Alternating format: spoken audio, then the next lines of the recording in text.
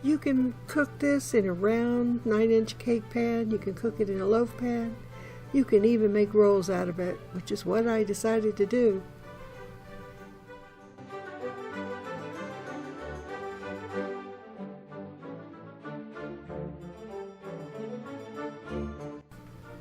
I decided to try something different in my bread machine. I have never done anything outside of making bread, or just preparing the dough to make the bread in my toaster oven or your oven.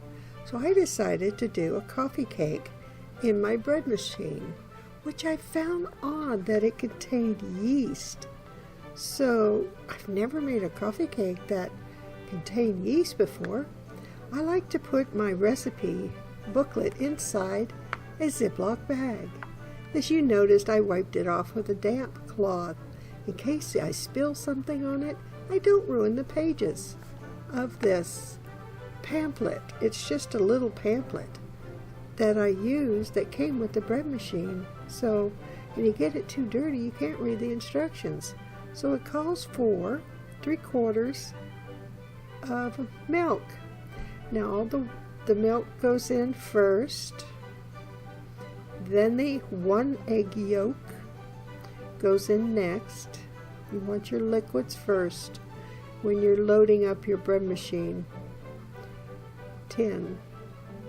It has to go in a certain order. I don't know if it's necessary. I've never done it outside of the order that they advised me to do it in, and it's always worked out well for me, so I thought, why change something? Then it called for margarine or butter, 1 tablespoon. I will have all this written down in the description box below this video for you. Ease of preparation. If you ever want to do this outside of a bread machine, you can knead the dough by hand if you want.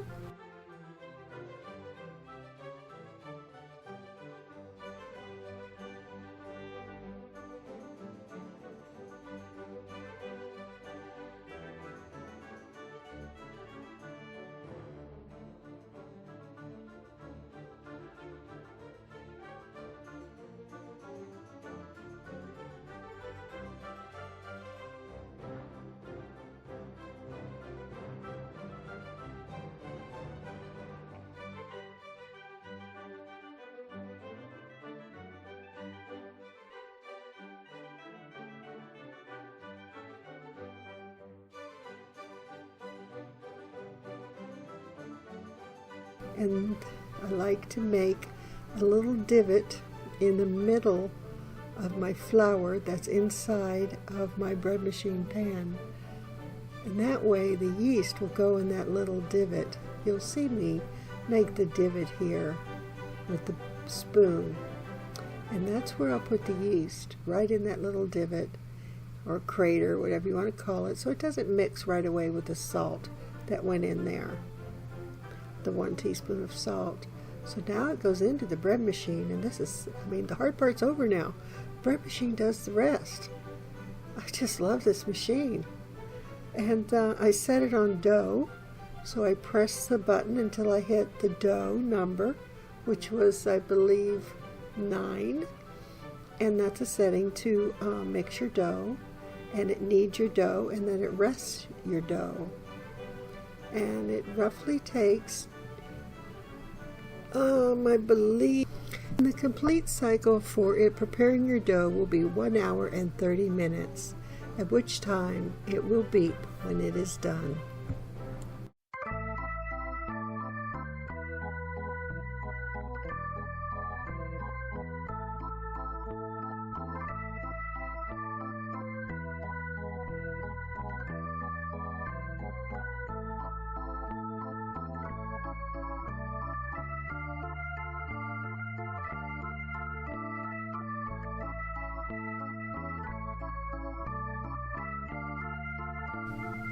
Oh no, look at all those dishes.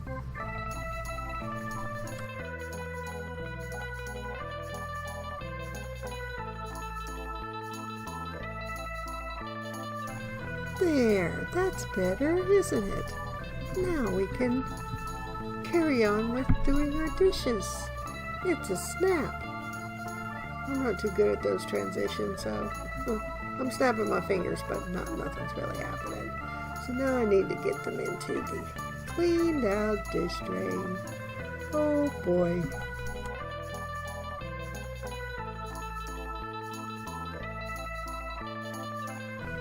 And voila, isn't that so much better? Now I can dry my hands and carry on with what I was doing. The first load of dishes are dry. Yes, I'm all organized. There we go, big thumbs up. So this particular coffee cake done at the bread machine, but not only part of it's done in the bread machine, it needs a topper. A topping to go on to the dough once you're done, when the bread machine is done doing its magic. You will need 2 tablespoons of butter melted, 1 teaspoon of ground cinnamon, half a cup of sugar, and half a cup of chopped pecans. But the thing is, I don't have any pecans in the house. I have small raisins that are often called currants, I believe. And I have coconut. So that's what I'm going to substitute for the topping, and I think it's going to be delicious. So I melted the butter, and then I'll add the cinnamon that I get in bulk to it, and then I will probably add the sugar and the raisins. I love to use those in my oatmeal. So I have to get this all melted and all put together and stirred up, because that's going to go on top of the coffee cake before it rises covered in a warm place.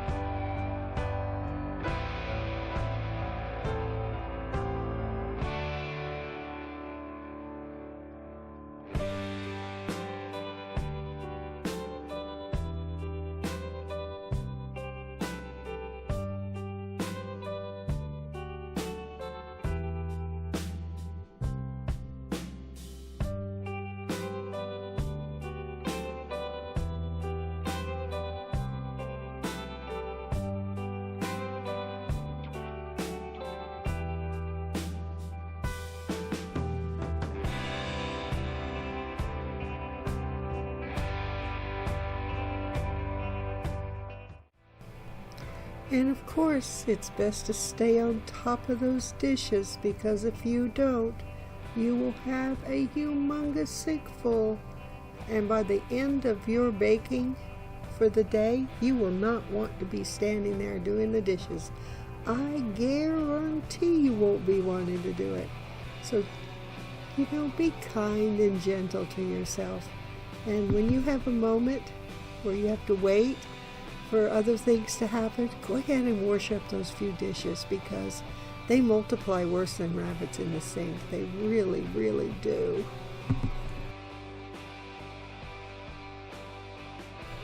So I greased a 9-inch round cake pan that's 2 inches deep, and then I decided, no, if I'm going to put this topping on that's quite heavy, I want to put it in an oblong pan.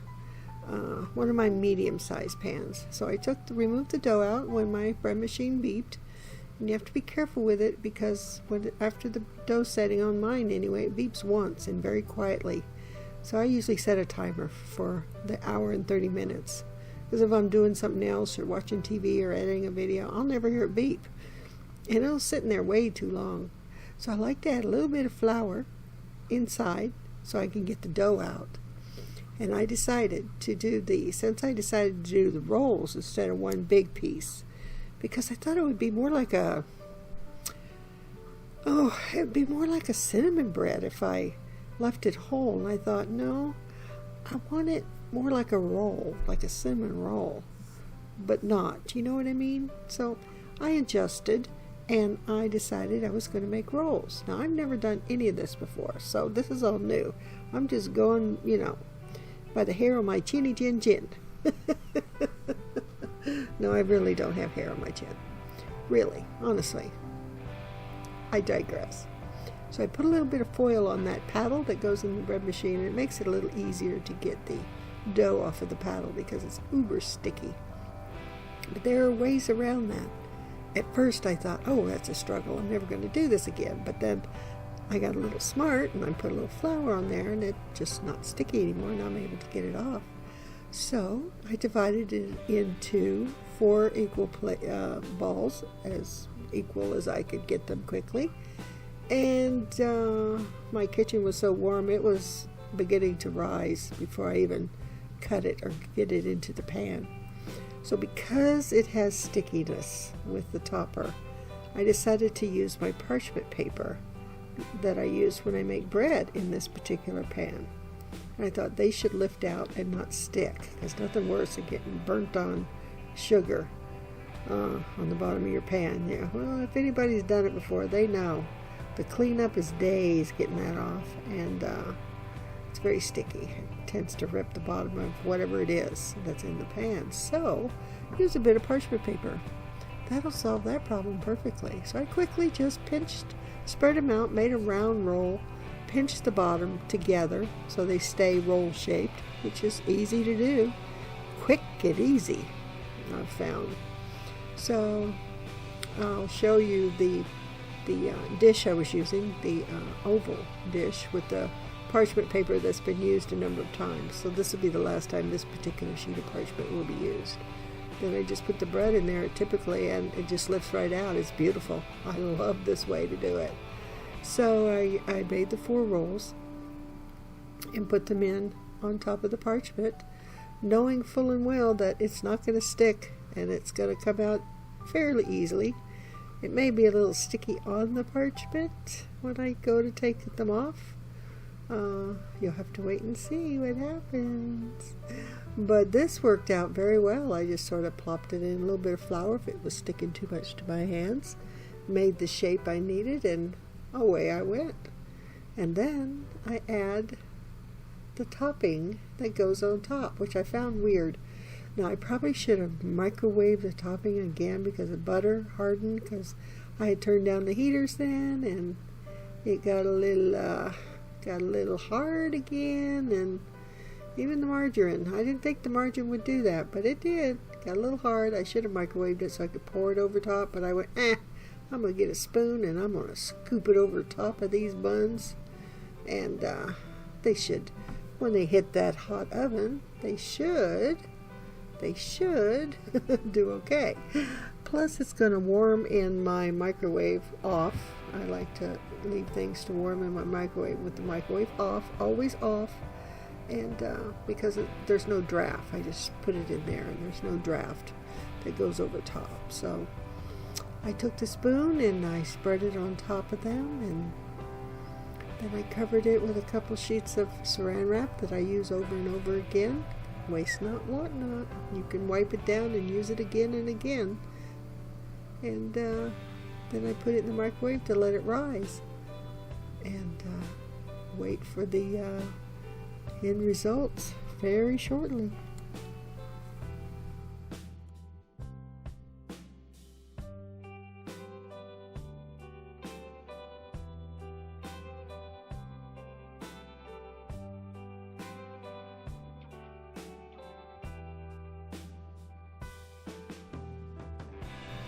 Nothing like making something for the very first time in a very first time way. technique and everything, and then recording it for a video to put up on YouTube. Now, I have a bit of experience in baking, but I had no experience in this goop that I was, a topping that looked like goop that I was putting on top of these rolls. That should have been all one piece, because I was supposed to put the dough in a 9-inch cake pan, pat it down, and then it said pour. Well, there was no pouring going on, and if I got that butter mixture too hot, that wouldn't be good for the dough. So I went, I don't know about this. That doesn't sound good, so I'm going to alter how I do things. And you'll see what happens. You'll see the results. Well, if you watched the beginning few seconds of this video, you saw the results, and they turned out beautifully. So I did not rewarm it. I just scooped it out, and I thought the heat of the oven will spread it out nicely, and what doesn't spread out will ooze down. And so I must say I am very happy with what I followed with the instructions and what I altered. So now this is optional. If you want more sugar, you can do this. If you don't, you can leave this out. Either way, it would be delicious for the powdered sugared icing. So since this was going for a video and my very first time, I figured let's go for the gold and have just 1/4 of each roll a night. And freeze some, and yeah. Oh my goodness. Beautiful results, and I'm very happy that I tried this recipe, starting off with my bread machine and ending up in my toaster oven.